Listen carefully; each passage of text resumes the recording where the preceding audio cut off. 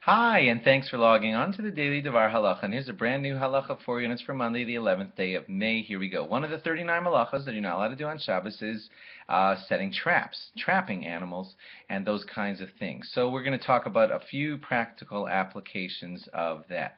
If you want to set traps in your home for, let's say, something like a mouse or that kind of thing, or a raccoon, or I don't know, you're allowed to set it before Shabbos and leave it, but you're not allowed to set it on Shabbos. That's a simple, straight law. Don't set a trap on Shabbos, but you are allowed to set it before Shabbos.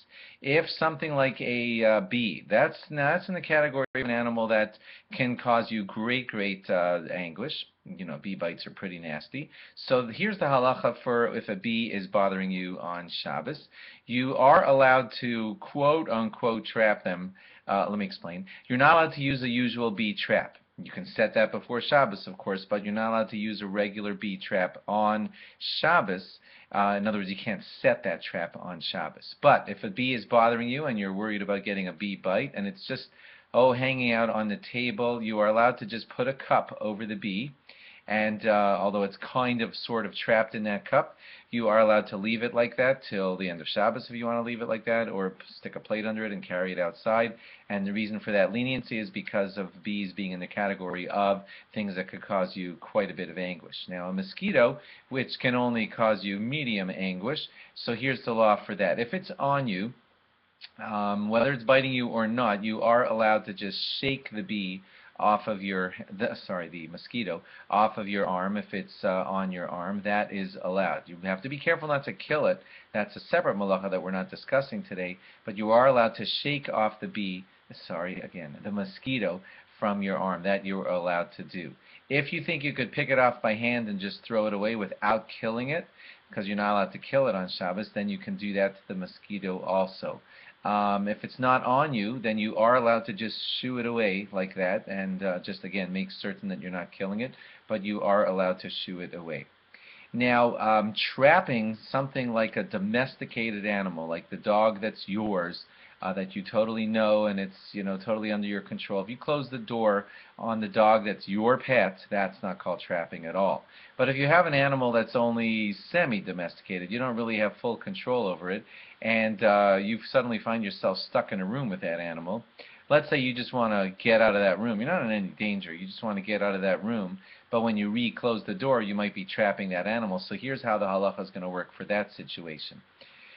If you were to open the door wide such that the animal could get out, and then you're going to slam the door as you run out so that the animal can't get out, then you just trap the animal, and you're not allowed to do that. So you're allowed to do this, if doable. Open the door just a crack, and fit yourself, I'm not joking around, it's going to sound kind of goofy and funny, but open the door a crack, put yourself in the crack of the door, so the animal is not free to go because the door was only open a crack. You filled the crack instantly, and then as you squeezed yourself out of the room, you pulled the door shut. Then you didn't just trap the animal because it was in a closed room with you. You snuck out through a tiny crack and you made the crack go away as you disappeared from the crack. You didn't trap the animal in that situation because it was in a closed room, and even when the door was open a crack, you were filling that crack, and then when you jumped out of that crack, the door just closed as your crack disappeared, so you never actually trapped that animal. And if you do that to get out of the room that you're alone with the animal in, that won't be called trapping. The exact same thing happens with a bird cage. If for whatever reason the bird is already trapped in that cage, if you open the door wide, it's going to fly out. If you slam the door shut, you're going to quote-unquote trap the bird. What you could do if you had to have the door open for a split second is put your hand in the crack so that the bird is never really free to go. Do whatever it is that you needed to do, and then slowly get your hand out of the crack so that the bird was never free, so that you never fully trapped it.